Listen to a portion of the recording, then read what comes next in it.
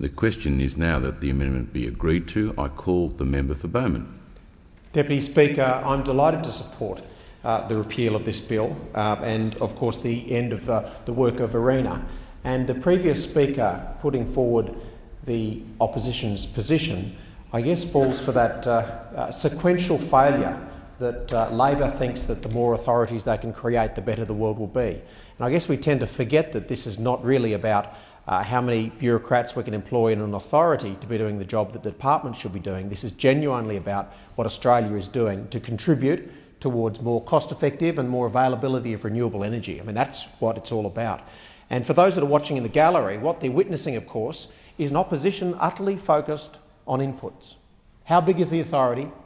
How many water bubblers, cubicles and lumber supports there are, and how much money is being spent. And you've got a government over this side utterly focused on outcomes. And that is exactly what we owe the Australian people. In the end, what we want are successful and well-managed projects, and many of those were being managed very well by ARENA. But the test is not whether or not we like ARENA or we like the acronym or how many authorities we managed to set up back when we were in government. The true test of all this is what is the most effective way to bring on new technology. And I would argue you don't need just another authority to do it. And at some point, we just had to stop the party. And the current government appreciated that what we've inherited is an economic mess where a former Labor government had no idea where the money was coming from and they'd already given the money away. I mean, that's what has been inherited. Not an easy position to take over. But of course, we're used to it because we did the same thing in 1996 and we are up to the task. Now, in my state of Queensland, there's some wonderful renewable energy projects. I want to devote a little bit of time to those. And those continue to be managed. They continue to be supported. But let's not forget that we are part of a global renewable energy push. And while there might be a unified public good in progressing with renewable energy, Australia is just a very, very small but significant part of it. In the end, what we have to make sure is that we're looking after our national interest and that the projects we are doing are utterly relevant to Australia. And many that were being managed by ARENA were. But I thought that the previous Speaker, who represents the view of the Labor Party in all these matters, made a very interesting comment when he said that this government had provided no evidence that the role of ARENA could be better done and better performed by the department. Do you notice that subtle switch? This is a former Labor government that created authorities like mushrooms and then insists upon us that we have to prove that the department is better at doing it. I mean, let's just come back a couple of steps. Isn't that the job of a department, to carry out the instructions of the government of the day in a strong, fearless and independent manner? Back in the old days, departments used to do that, remember? But no, not anymore. No, we still have growing and overgrown departments, and then we created authorities over and above. And did you hear the Labor Speaker saying what was so good about ARENA was that, unlike the department, they were strong and fearless and independent? I mean, weren't they the three adjectives that public servants across this nation raised their hands and swore to when they joined? To be strong, fearless, independent, advice to the government of the day, but suddenly Labor's reinvented all this and only authorities can do that. These are separate agencies because the department couldn't do it. And if you keep taking that direction, then you simply end up with 23, 24, 25% of this great nation's GDP just being consumed in bureaucrats and public servants who are working in authorities rather than a department. I mean, it becomes preposterous. And at some point, when you're leaking hundreds of billions of dollars in deficits every year and a surplus or balanced budget is nowhere in sight, you just have to pull on the handbrake. You just have to slow things down and revisit.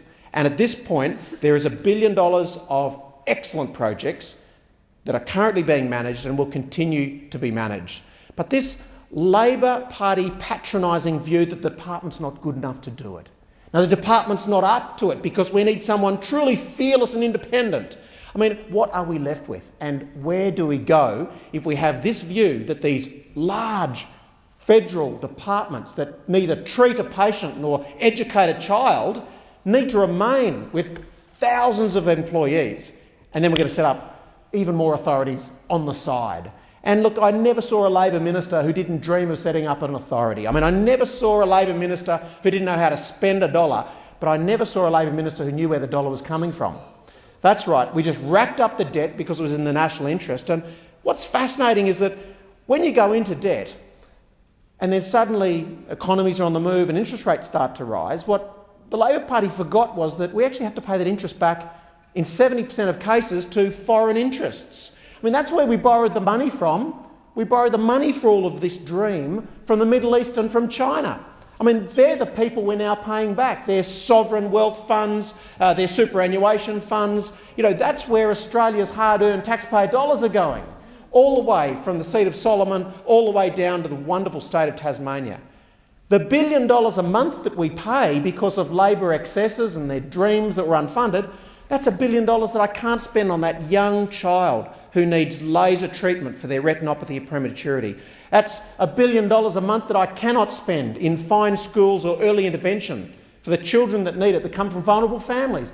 These people who live in remote and Indigenous Australia must remain right at the centre of our focus and never lose sight of the $1 billion that is never spent on these fine Australians because of Labor's decision instead to pay interest on debt. To pay interest on debt. Now, we're not talking about this sort of momentary GFC, global financial collapse where everyone had to engage in some fiscal stimulus and obviously some increasing liquidity.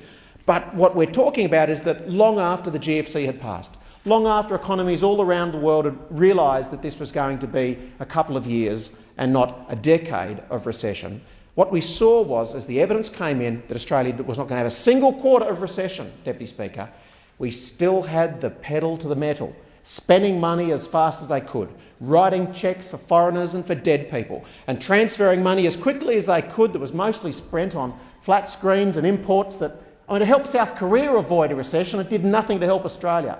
This massive cash transfers that were utterly unfunded, Labor had no idea where the money was coming from, is emblematic of their attitude here, which is that we just set up another authority to do the job that we don't want to do, that we can't trust the department to do. Well, let's wind it all back. These are brilliant projects. They don't require much more than sophisticated assessment to make sure that they're good value for money, and then careful contract management. We don't need a high-rise building full of publicly funded officials to do much more. These things are running with the private sector putting a dollar in, putting their shoulder to the wheel and knowing exactly what they're trying to do. Let's go up to Doomadgee, where they're assessing the technical viability and the systematic reliability of a hybrid energy system.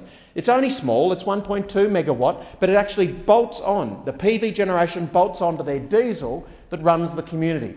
What a great idea. We don't need a high-rise of people micromanaging that project. It was assessed. It cleared the bar. This is basic business of the public service 101, not for ARENA. And I recognise good people like Greg Bourne, who devoted the last 2 years to seeing ARENA doing great work, but that time has closed. The money has been dispersed, the projects are up and running, and now let them just go without the added interference of a freestanding authority. The Collinsville Power Station, currently 180 megawatts of power. They're completely reconfiguring it up there to a 30 megawatt, but hybrid solar thermal gas power station. Very, very important work and assessed as being worthy, demonstrating benefits.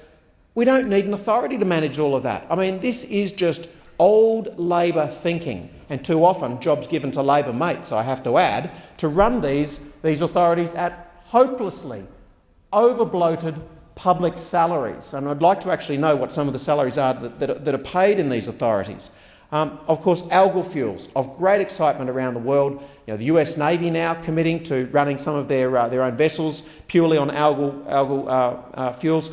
This sort of microalgal biomass, very exciting. It's actually consuming the CO2 that we've got nowhere to put. It's creating, as a waste product, algal fuel and then a non-nitrous fertiliser in a global scene where we're short on phosphate fertiliser.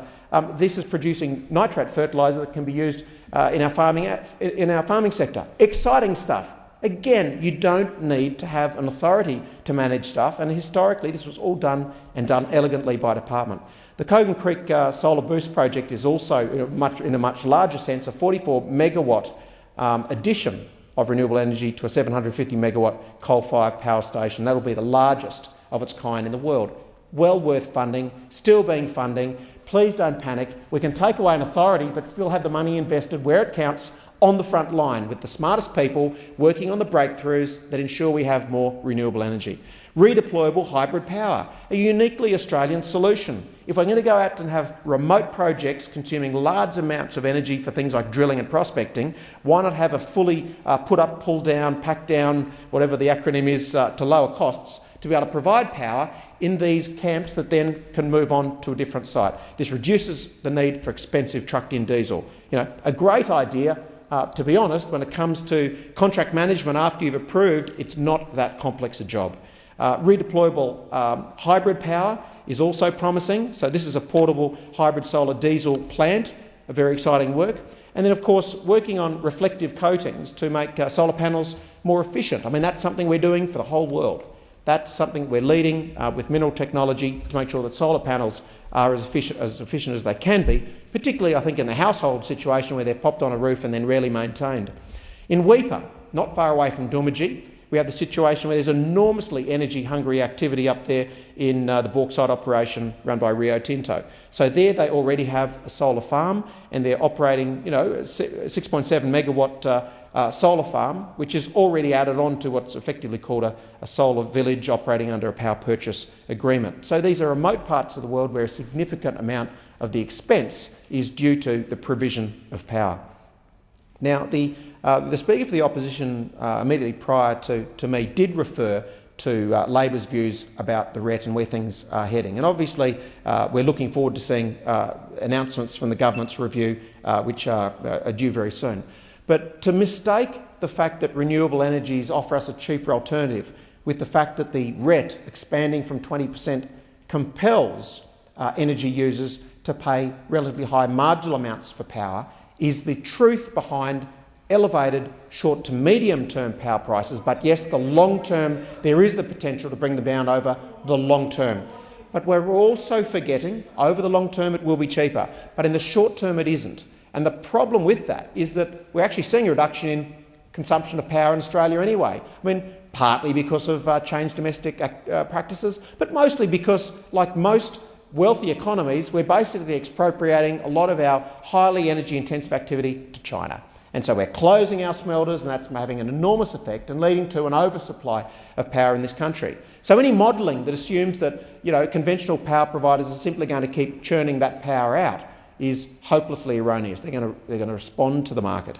And so my view here is that we can get a sensible middle ground, that we will have a renewable target and a very, very important role for renewables. I'm sure that will continue. There's an enormous number of those of us on this side who are going to fight to make sure that it does, and we won't be villainised by the other side.